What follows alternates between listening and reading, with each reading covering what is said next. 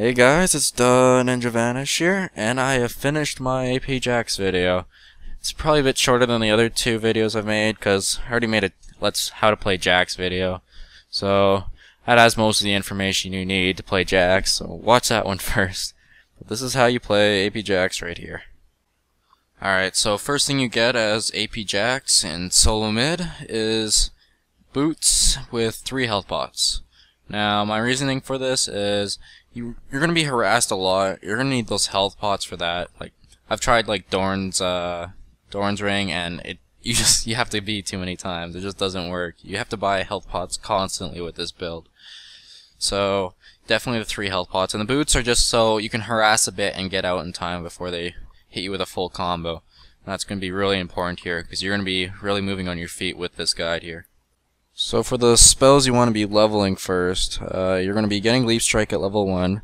Pretty self-explanatory there. And if you watch my last Jax video, I go into that further. And the next thing is Empower, just like my old video as well. Pretty basic, and your Empower scales off ability power, which is very nice. And you'll see a lot more damage from that. Alright, let's talk about your early game a little bit now. It's going to be one of the most painful phases of AP Jax. It's either you're going to have to decide early on, are you going to be trying to get an early kill, or are you just going to stick with getting CS till you're level 6? Because you can tell pretty quick if you can get a kill on someone with your Leap Strike than a Power Strike. Because you'll either see them get down really quick and their retaliation won't be as bad, or they're going to hit you a lot harder. So you got to decide either you're going to use your Leap Strike to get CS, or you're going to use it to get a kill. You got to decide that immediately. Now in this fight here, you see Ari screws up and takes a turret hit, and I see Nocturne coming for the gank. So I immediately take advantage of that and go in for the kill. And it ends up I don't even need Nocturne's help and get it on my own. And that's how I start out, and that's just going to carry me all the way through this game.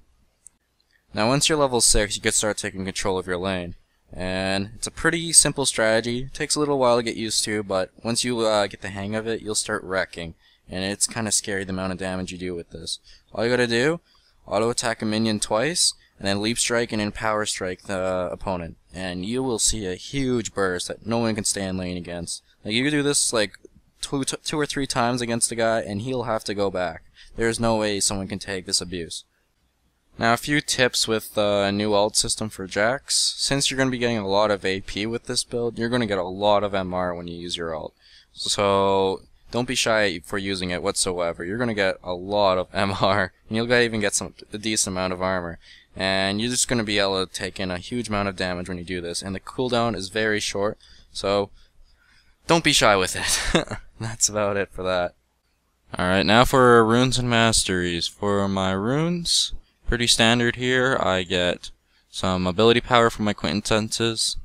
I get mana regain for seals, magic pent for marks, and magic resist for glyphs. Pretty standard AP runes there. Nothing really to say about that. Now for masteries, I've experimented a couple times. That's still been changing a lot, and I've changed it a lot of games, but this is what I use right now. It's pretty standard 2190. Going into ability power here, magic pent, and into defense here, I'm just getting a bit of extra MR since you are against a magic opponent in mid. Getting that extra bit of health, which will help sustain you and will help you win lane. Alright, now for my item build. First thing I get is Riley's Crystal Scepter. That's going to be huge item for you. It gives you a lot of health. That slow is beautiful, and it gives a bit of extra damage. So that's like your #1 priority item. Next item I get is usually a Hextech Gunblade. I like the lifesteal on it, the spell vamp, and I like the unique active where you can slow up opponent from a range, so you can catch up to them if you already use Leap Strike. It's very nice and useful.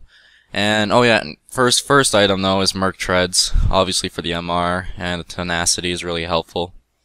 Now for the rest, my last 3 items is up to debate usually. I like to change it up a lot. It's very varying because your ult, since it scales off AP and AD, if you're against a really heavy AD team, you want to buy AD, and if you're against a heavy AP team, you want to get AP. But usually, I'd say the standard build I get is Rabadons, obviously a lot of AP, and then I get Nashar's Tooth, and that gives you a lot of attack speed for your third auto attack, which is really quick and really nice. It gives you cooldown reduction and mana regain, and you kind of need all of that, so that's really good. And last item is Lichbane. I have never finished my full build before, but that's what I'd use at most every game, is those 6 items there. And you'll have a pretty crazy burst and pretty good sustain in a team fight with those items. Well, thanks for watching my guide, guys. If you liked it, please hit the like button and leave a comment if you guys have anything interesting to say or you'd like to add to my guide. And I don't know if I'll upload any more how to play videos anytime soon. I haven't really mastered any of their champions lately, but once I do, I'll definitely upload a video how to play it. So thanks for watching, guys. I'll see you later.